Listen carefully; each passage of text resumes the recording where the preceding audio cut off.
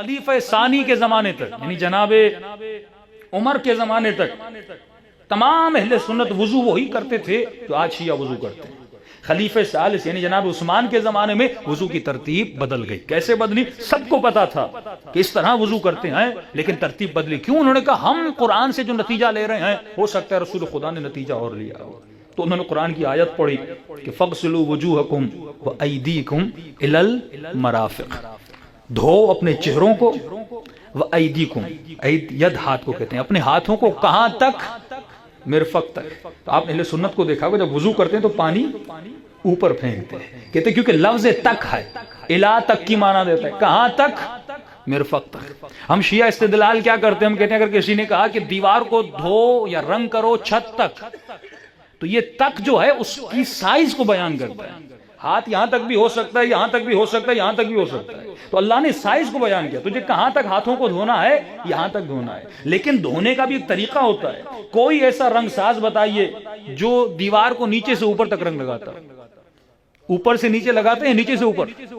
بھائی اگر نیچے سے اوپر جائے گا پھر اوپر والے چھینٹے نیچے گریں گے، یعنی اگر میں پانی ایسے ڈال رہا ہوں تو یہ چھینٹے سارے واپس آئیں گے نا۔ اگر نیچے سے رنگ کروں گا تو اوپر جاؤں گا تو چھینٹے پھر نیچے گریں گے۔ وہ کون سا گاڑی والا جو گاڑی کو نیچے سے اوپر تک دھوئے؟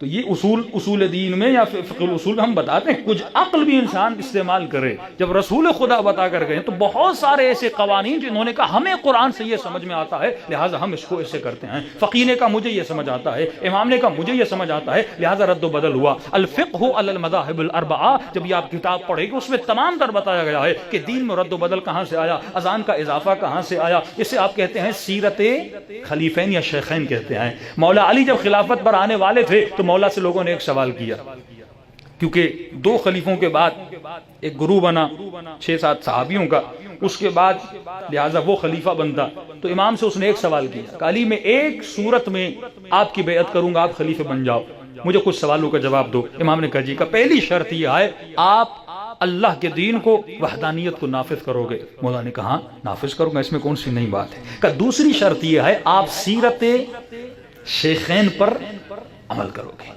تو امام نے کہا میں سنت رسول پر تو عمل کروں گا، لیکن تمہارے کہنے کا مطلب کیا ہے؟ کیا سیرت شیخین سنت رسول سے الگ ہے،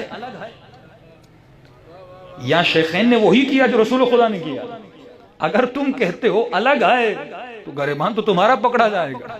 اگر سیرت شیخین وہی ہے جو رسول خدا کی سیرت ہے تو فبہا، علی کو عمل کرنے میں کیا، تا قیامت علی ان پر عمل کروائیں گے۔ تو اس نے کہا یا علی تجھ سے بات کرنے میں جیت تو نہیں سکتا، مجھے ہاں یا نا میں جواب دو۔ تو امام نے کہا نہیں، میں سیرت رسول کو نافذ کروں گا۔ اس کے بعد خلافت مولا علی کو نہیں دی گئی، ووٹ زیادہ ہو گئے، ڈیموکریسی تھی، اور خلیفہ جناب عثمان بن گئے۔ سب بات پڑھے محمد و آل محمد۔